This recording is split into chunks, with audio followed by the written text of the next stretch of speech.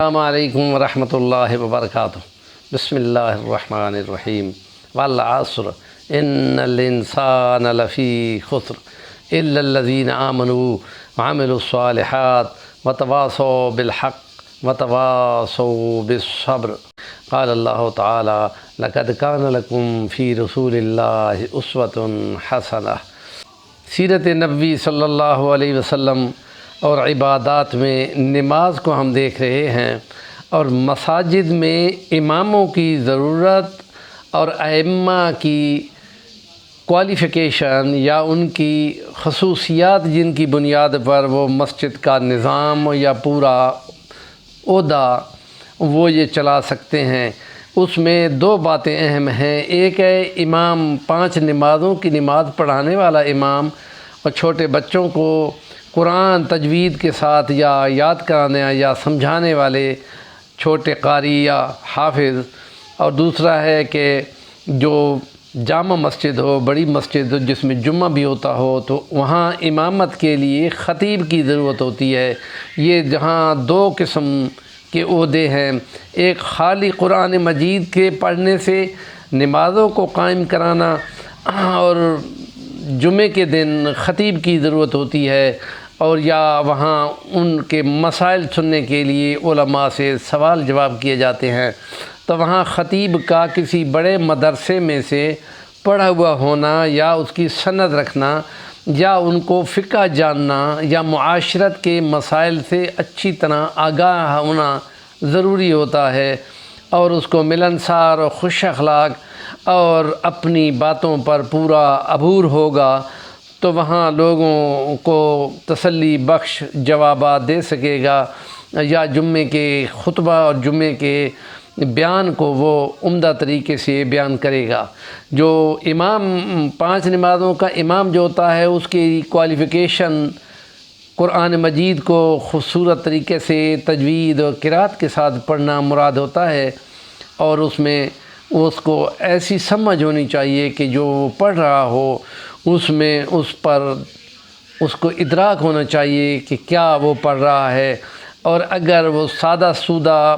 استاد ہو اور اس کو عربی کی سمجھ نہ ہو، تو یہ خطرہ ہے کہ وہ جو اس نے پڑھا ہے وہ غلط پڑھے گا، تو وہاں مقتدیوں کی ایک نماز بھی نہ ہو سکے گی، یا جس نماز میں اس نے غلطی کی ہوگی وہ نماز اس کی ختم ہو چکی ہوگی۔ یہ بات بہت زیادہ ضروری ہے،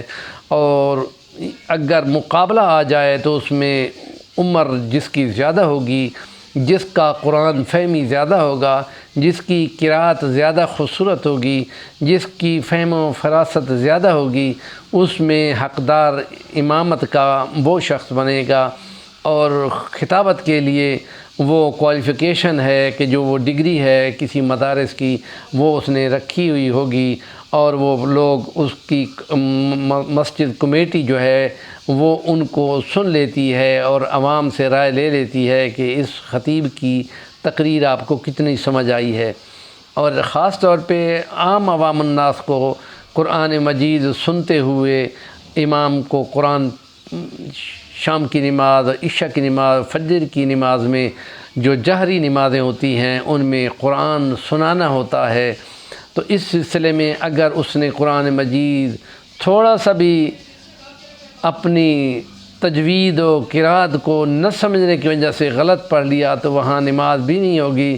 اور یہ سمجھا جائے گا کہ اس کو تو بالکل سمجھ نہیں ہے۔ اس سلسلے میں مجھ کو اپنے طور پہ ذاتی طور پہ 2 تجربات ہوئے ہیں، کہ ایک جو پرائمری ٹیچر تھا اور اس کو زیادہ تر کچھ نہیں آتا تھا، اس نے نماز پڑھائی اور سورۃ ماعون کی آیت ایک اس کو غلط پڑھا، اور دوسرے موقع پہ پروفیسر تھا،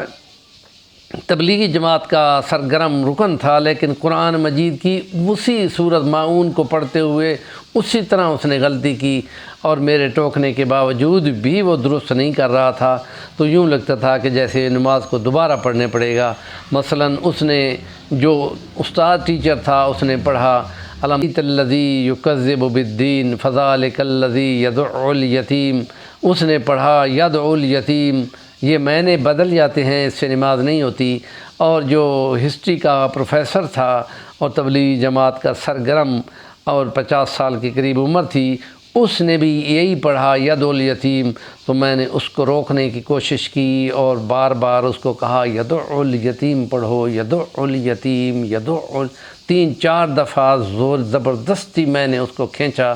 تو پھر اس نے اس کو ریوائز کیا اور پھر یوں سمجھا کہ نماز دوبارہ پڑھنے سے بچ گئی ہے۔ ایسے جو عمومی غلطی کرنے والے لوگ ہیں ان کو مسجد کا یا قاری یا بچوں کو پڑھانے والا یا قرآن نمازوں میں جہری قرات کرنے والا امام مقرر نہیں کیا جا سکتا۔ اس بات کی بہت زیادہ ضرورت ہے کہ وہ ایسے بندے کو امام مقرر کیا جائے جو تجوید و قرات پر اچھی طرح دسترس رکھتا ہو اور بچوں کو قرآن مجید کو طریقے سے سلیقے سے پڑھا جانتا ہو۔ ہمارے چینل کا نام ہے صفی الوانی، ضرور سبسکرائب کریں، کام کی بات کا کمنٹ دیا کریں۔